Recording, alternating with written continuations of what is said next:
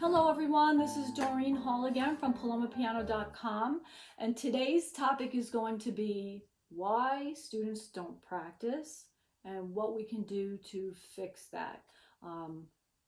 We all have students that practice and don't practice, and even my students that practice sometimes don't practice. So trying to keep everybody motivated and moving ahead and practicing is one of the biggest challenges of the job.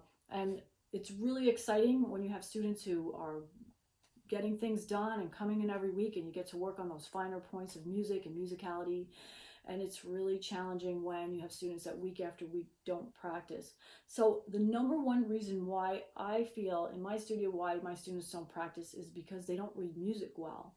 When just getting to the piano and reading music is a challenge, and just ciphering those notes, it's really hard for students to get motivated and overcome that inertia to get in there and do it. One of the things that happens, as you know, when we start at the beginning, when students are beginners, the music is really easy, so they just kind of fly through the first few months with things being really easy, and then they kind of get to that later beginner level where the notes start to get out of that C position, and all of a sudden it's kind of challenging, and they don't want to push themselves to get over that hump. One of the ways I deal with this is I try to give lots of supplemental material. If I have to, we spend as much time on it as we need to. I have a post called The Dilemma of Students with Great Ears, and sometimes when students can play so easily by ear, it becomes challenging. But I try to keep plugging away at that note reading and explain to students and their parents the process, that once they get over that difficulty in reading and are more able to read easily, that it will become easier and practicing will be more fun, more joyful, and just a better experience for them. So I try to keep them encouraged and keep them imagining and looking at the goal. So that's one way I try to get my students to practice more. Another reason that students don't practice enough is because they're overscheduled. You know, I have students that are like in dance, karate, chess club, you know, a lot of different activities at the same time, and that becomes challenging too. So I have to educate parents and hopefully get them to understand that if they're so exhausted and there's so many activities, that it may be hard for them to practice, and that it might be a good idea to cut down on a few of those things and give the kids a little bit more time so they have time to practice. A third reason students don't practice is because of the instrument that they have. When COVID came, we were all very shocked when we found out some of the things our students were playing on at home. You know, keyboards that look like they came from a toy store, or pianos with cracked soundboards and things like that. So just I've had a chance to really educate my students and their parents about having a nice instrument. If you can't make a good sound, no matter how much you practice, it's not motivating to practice. So that's another reason. Another reason why my students don't practice sometimes, I think, is because the piano is just not in a good place in the house. If you have the piano in the same room with the TV and the family's trying to watch a show, it's not a good time for the student to practice. So a simple fix to that is just to get the piano and put it in a different space. Or a lot of my students have gotten digital keyboards, and they can go up in their room and practice with headphones on. Also, it becomes a problem when there's multiple piano players in the household. Sometimes mom and dad play, the kids play. There's just not enough time for everybody to get on the same instrument. So in that case too, sometimes it pays to have another instrument in the house. Another reason why students don't practice is because they get burned out. That's going to happen.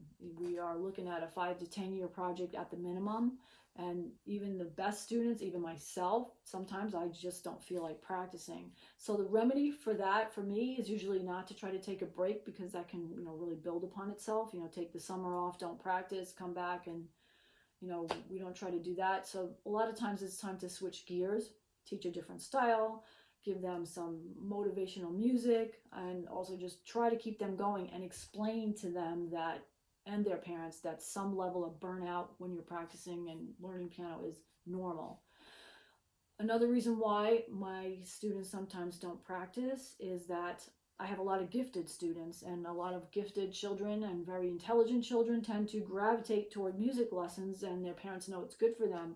But one little boy shared with me that when he goes to school, everything is easy, but every time he comes to piano, it's not as easy as it was in school.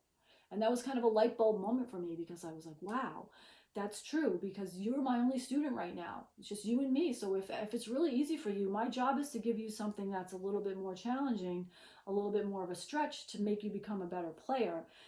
Not because you're not good enough, or not because you're not smart and that's why you're not having such an easy time with piano. It's because you are doing well, and so I give you something a little harder. And this child was only 9 years old, and when I said that to him, that was a light bulb moment for him too, because he realized it's not because something's wrong with me and math is so easy, but piano is much more of a chore.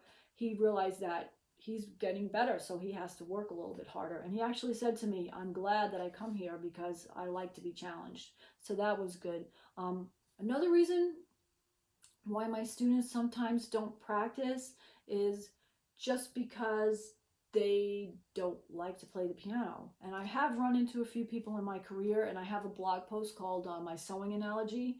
And, sometimes that's just not their thing. So I always ask my students, and I'm going to wind this video up with this question. My magic question that I ask my students is, if I could wave a magic wand and you could play the piano instantly without practicing, would you want to do it?